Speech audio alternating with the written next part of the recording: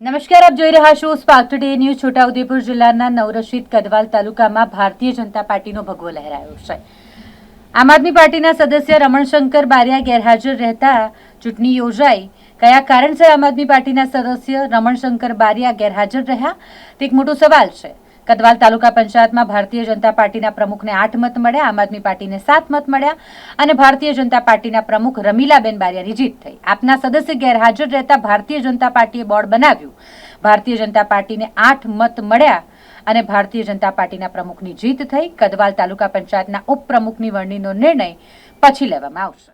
આજ રોજ નવીન કદવાલ તાલુકા પંચાયતમાં ભારતીય જનતા પાર્ટીમાં મને તાલુકા પ્રમુખ તરીકે નિમણૂક કરવા બદલ બધાનો ખૂબ ખૂબ આભાર માનું છું। તેમજ જિલ્લા સંગઠન, તાલુકા સંગઠન તેમજ પ્રદેશ સંગઠન તેમજ તાલુકા સમગ્ર જનતાનો આભાર માનું છું। રેખાબેન દીપકભાઈ બારિયા।